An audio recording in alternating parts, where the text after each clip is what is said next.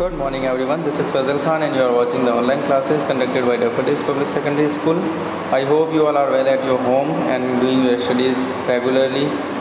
Yesterday we have studied the chapter first of your textbook, 3 questions. This story is written by Leo Tolstoy, and we were about to finish this story. So coming to the next paragraph of the chapter, we are continuing the story of the last lecture. So we were at the king was very happy. Yeah, from this paragraph we are starting today. So first of all we are starting with the word meanings. So सबसे पहले आप लोगों को इसकी word meanings लिख लेने हैं. Happy means glad, PEACE peace means the state of calm, means शांति, शांत रहना. Forgive means होता है माफ़ करना और इसी की सेकंड फॉर्म है forgive. Send means cause to go यानी जाना या भेज देना.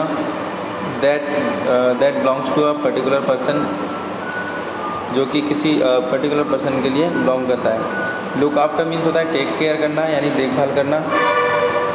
प्रॉमिस्ड मीन्स वादा किया या अश्योर्ड यानी निश्चित हो गया. गिव बैक टू रिटर्न यानी वापस से देना. Looked around, search for, sowing, planting seed in the ground. Sowing means मतलब बीज बोना.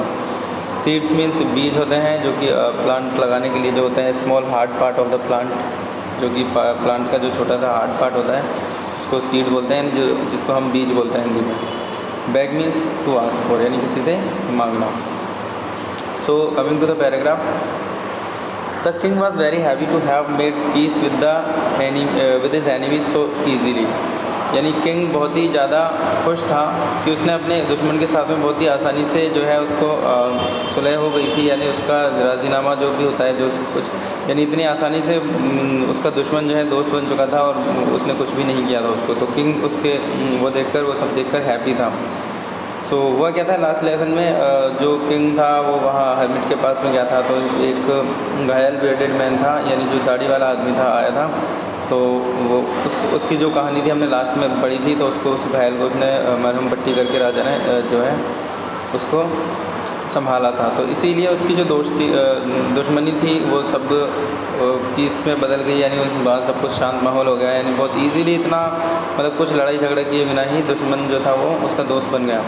And to have won him over as a friend यानी और उसको उसने एक फ्रेंड की तरह जीत लिया.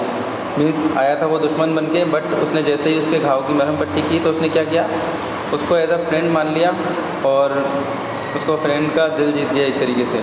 ही not only forgave him but said he would send his servant and his own doctor to look after him. यानी किंग ने कहा कि वो केवल उसको माफ़ी नहीं कर दिया है उसने, बल्कि उसके साथ में उसके नौकरों को भी भेजेगा और उसके डॉक्टर को भी भेजेगा ताकि वो उसकी लुक आफ्टर कर सके, केयर कर सके, देखभाल कर सके.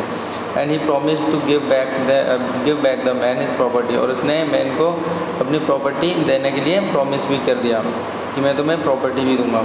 Leaving the wounded man, the king went out of the hut and looked round for the hermit.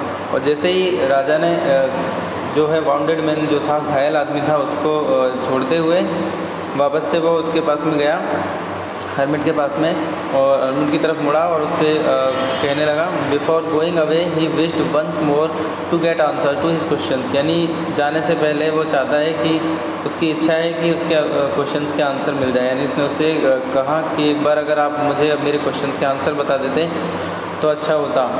जाने से मैं पहले जानना चाहता हूँ कि जो मैंने क्वेश्चंस पूछे थे उसके आंसर्स क्या हैं. आपने मुझे अभी तक जो क्वेश्चंस मैंने किए थे 3 क्वेश्चंस, उसके आंसर्स अभी तक आपने मुझे नहीं बताए हैं. तो the hermit was on his knees sowing seeds. यानी हर्मिट जो था वो बेड्स में, इन द बेड्स बोलते हैं क्यारियों को, जो अपन बीज बोने के लिए, खेती करने के लिए, बाड़ी बनाने के लिए जो क्यारियाँ बनाते हैं छोटी छोटी चौकोर टाइप की, उनको हम बेड्स बोलते हैं. तो वो बेड्स में अपने नीज के बल पे यानी घुटनों के बल पे झुका हुआ था बीज बोने के लिए. यानी वो घुटनों के बल बैठ के हम बीज बोते हैं ना, झुक कर किसी जगह पर, तो वो उस तरह से बैठा हुआ था. And that had been dug the day before. यानी जो कि एक दिन पहले उसने गड्ढे खोदे थे, उनमें वो बीज बो रहा था घुटनों के बल बैठकर. The king went up to the hermit and said king जो है हर्मिट के पास में गया और उससे कहा, for the last time I beg you to answer my question wise man. बुद्धिमान आदमी, मैंने आपको लास्ट टाइम जो है आपसे आंसर्स करने के लिए बोला था, मैंने कुछ क्वेश्चन किए थे, उनके आंसर प्लीज़ कर दो, कर देते तो अच्छा होता। तो उसने ये सब कहा, तो ये सब बातें हुई। ओके, सो अभी आपको क्या करना है, ये जो क्वेश्चंस एंड आंसर्स मेरे इस पर स्क्रीन पर दिख रहे हैं आपको, इन सभी क्वेश्चंस को राइट करके इसके आंसर्स को आपको नोटबुक में राइट करना है और उनको लर्न भी करना है। Okay, so coming to the next paragraph, हम नेक्स्ट पैराग्राफ पे चलते हैं। तो इसमें आता है यू हैव, चलो सबसे पहले इसके हम वर्ड मीनिंग्स को देख लेते हैं, जो इसमें मीनिंग्स आएंगी। ओके, सो इसकी वर्ड मीनिंग्स आती हैं, ऑलरेडी मीन्स होता है बिफोर द स्टेटेड टाइम, यानी जो टाइम होता है उससे ही पहले अगर हम कुछ कर लेते हैं ऑलरेडी कहा जाता है। ऑलरेडी मतलब पहले से। स्टिल मीन्स अनटिल नाउ, यानी अभी तक के लिए हम स्टिल यूज़ करते हैं। Bending down means not keeping straight, यानी बेंडिंग मतलब झुका हुआ। Looking up, moving eyes upward, यानी लुकिंग अप मतलब ऊपर की तरफ देखना, जो आइज़ को ऊपर की तरफ करके देखते हैं। Answered means replied. Pitied means showed mercy, यानी दयालुता दिखाना। अटैक मीन्स असॉल्ट या वायलेंट एक्ट, यानी अटैक करना यानी आक्रमण कर देना। स्टे मीन्स रिमेन इम्पोर्टेंट, यानी या वहाँ पर रुके रहना या important, very necessary. To do me good means help me, to help me. Business means होता है ड्यूटी या affair. Care for means look after and made peace means establish काम। सो लास्ट जो पैराग्राफ है उस पर आते हैं। तो you have already been answered. Okay, you may seen on the paragraph you have already been answered, यानी तुम्हें ऑलरेडी आंसर्स मिल चुके हैं। तो राजा ने जब उससे पूछा था किंग ने कि मुझे मेरे 3 क्वेश्चंस के अगर आंसर्स दे देते तो अच्छा होता, तो उसने कहा कि you have already been answers, आपको आंसर्स मिल चुके हैं already. Said the hermit still bending down the ground and looking up at the king as he stood before him, यानी जैसा कि किंग उसके सामने खड़ा हुआ था, तो हर्मिट ने बिना किसी काम को रोके हुए, यानी अपने बीज बोने का जो काम चल रहा था उसको करे जा रहा था, और करते करते ही उसने कहा कि तुम्हें अपने क्वेश्चंस के आंसर्स मिल चुके हैं।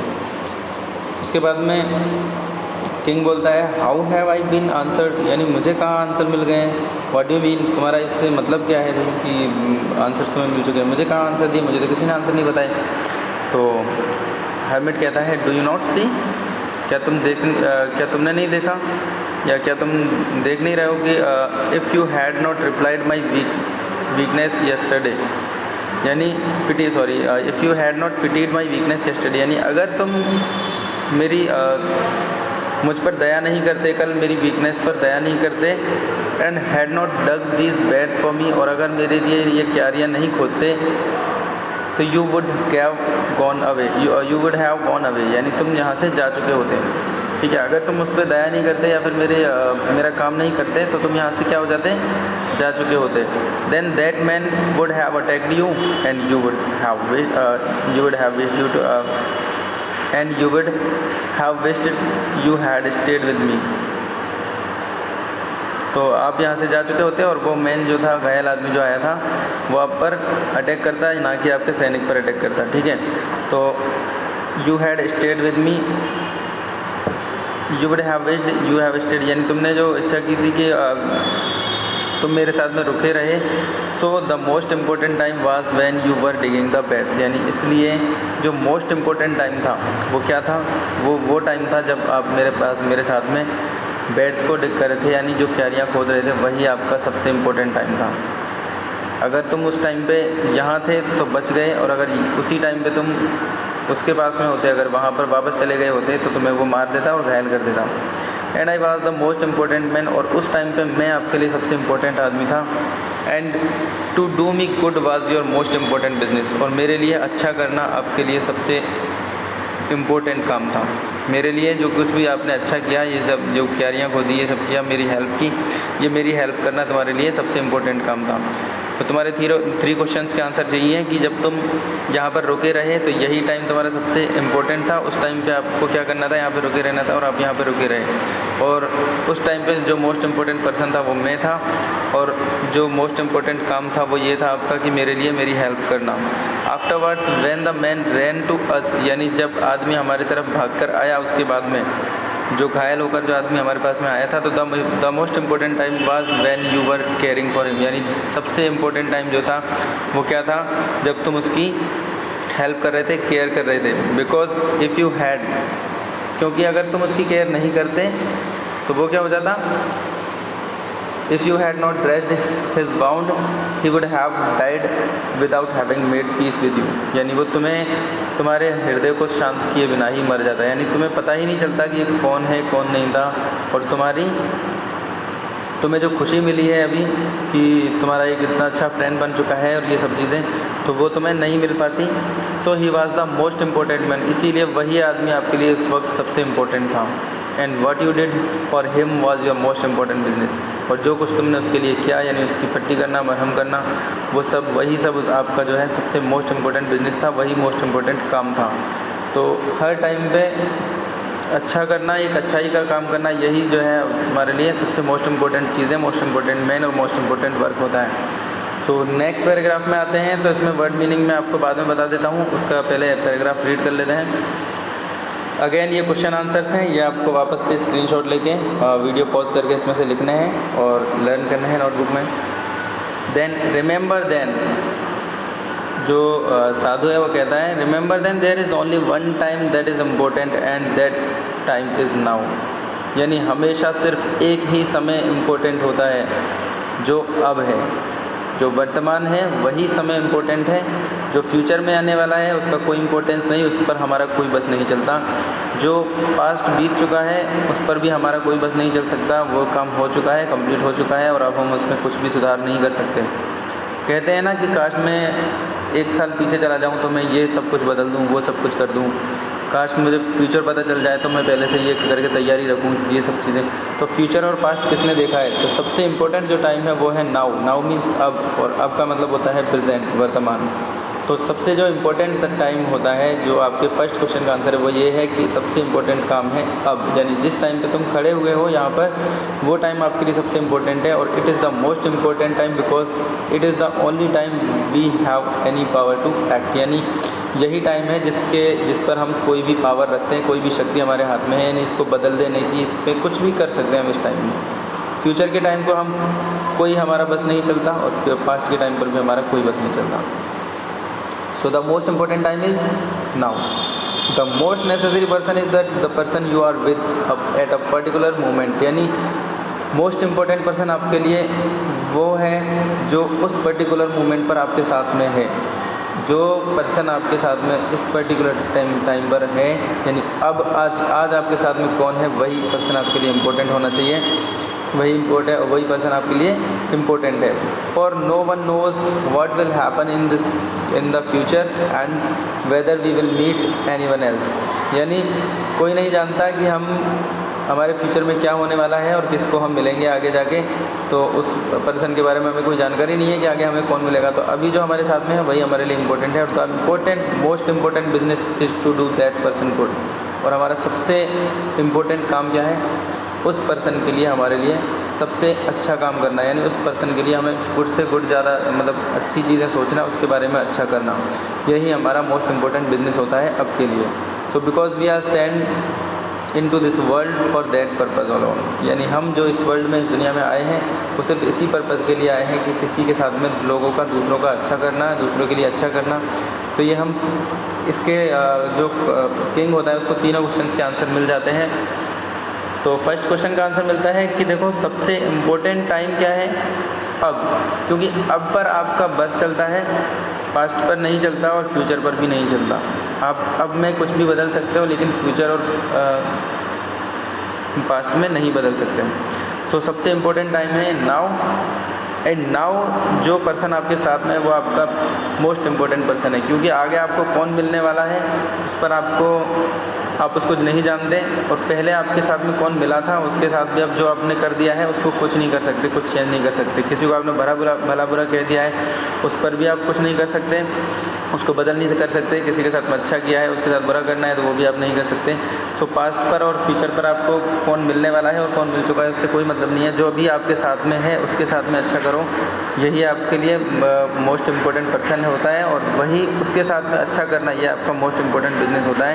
अगर आप उसके साथ में अच्छा करोगे तो हो सकता है वो पर्सन आपके साथ में अच्छा ही करे, और होता भी है कि वो पर्सन अच्छा ही करता है। सो आपको हमेशा आपका मोस्ट इम्पोर्टेंट बिज़नेस क्या है कि उस पर्सन के साथ में हमेशा अच्छा करना और अच्छा ही रहना। तो यही आपके 3 क्वेश्चंस के आंसर हैं।